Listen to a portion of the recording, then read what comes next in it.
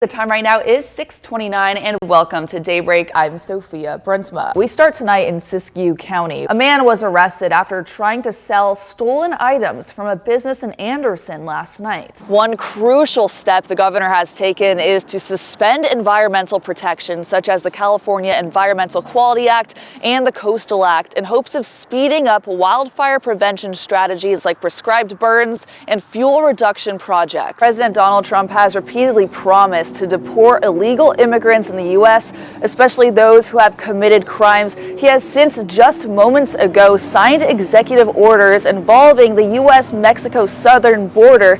This leads to questions on whether or not ICE raids will happen in the future and in the North State. The Los Angeles Sheriff's Department is dispatching dozens of search and rescue team members to the areas devastated by the wildfires. Today, Sheriff Robert Luna announced 13 people were confirmed to be missing in connection to the fires. At least 11 deaths have been reported, but the sheriff says it's unclear if the missing were among the dead. Election interference is still top of mind for the 2024 election. With just 2 weeks away, many Shasta County residents still don't trust electronic voting. It's been a very rainy and cold day, which is why it's so impressive that Shasta County voters came to the elections office to cast their vote. There were people writing in their ballots. There was also people who dropped off their ballots in the ballot box. But one thing was apparent from speaking with people, and there's still a lot of people who are skeptical about the voting process and prefer to do it early and in person. So that's why they were here today. But there was other people that just want their vote counted first, and there were some people who just simply don't have time to vote next week. Over the hours, residents who lived here in this parking area were told to move up even higher, and now they're being told they may have to move again. And things have risen drastically since just earlier this afternoon.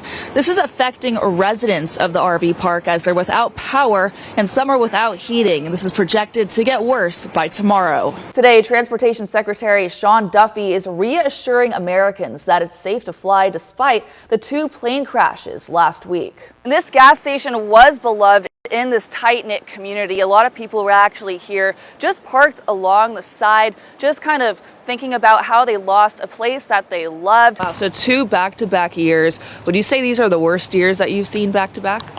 Yeah, back-to-back. It hasn't back-to-back probably in 20, 25 years.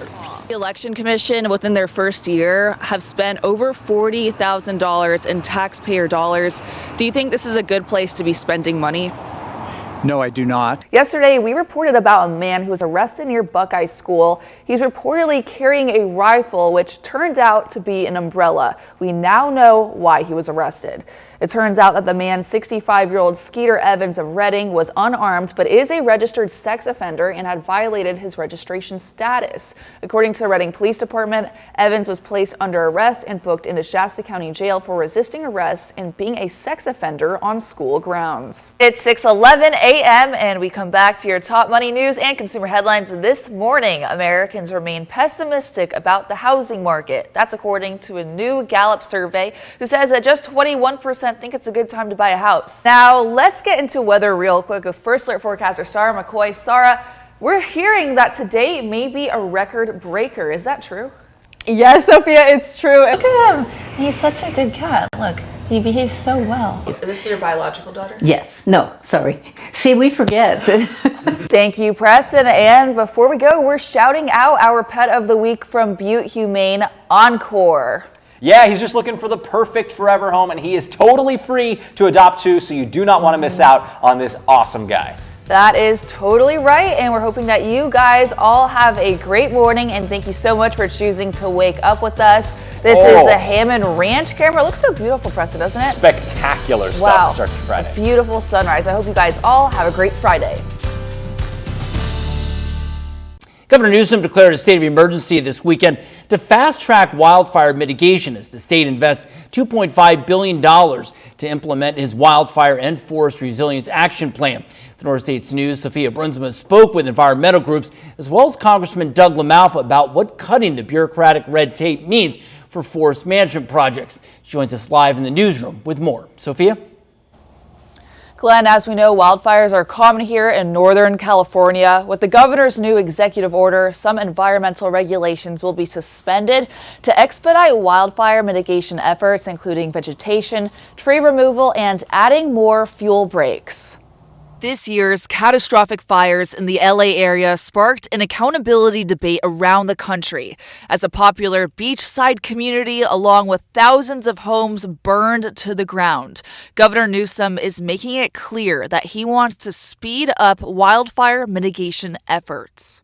When the fire ravaged Pacific Palisades and others nearby, then I think that was a real big wake-up call for even the urban folks to say, yeah, we're going to do something different. One crucial step the governor has taken is to suspend environmental protections such as the California Environmental Quality Act and the Coastal Act in hopes of speeding up wildfire prevention strategies like prescribed burns and fuel reduction projects. Patrick Wright, the director for the government's Wildfire and Forest Resilience Task Force, says environmental acts can sometimes slow down wildfire mitigation strategies by taking time to evaluate fish and wildlife and historical resources.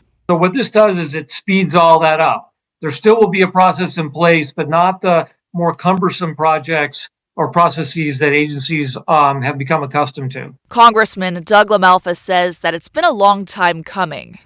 Hallelujah. I mean, I'm really glad that it's getting through. I read his statement on that, and it's saying all the stuff that we've been saying right around here on the pace and scale, picking up the speed, setting aside these unreasonable regulations. Since Governor Newsom's plan is an executive order, it doesn't yet have the power of law.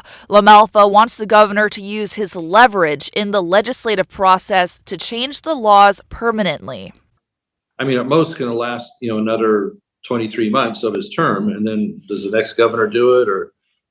But even then, it might be vulnerable to lawsuit, too. According to the Newsom administration, one of his first executive actions after taking office was declaring a state of emergency in response to wildfires in 2019, which exempted critical wildfire and forest management projects from California environmental law. We asked the Newsom administration about the efficiency of that order. They responded saying it was beneficial and they will continue to build on the fuel breaks that they created. Sophia Bruinsma, the North States News.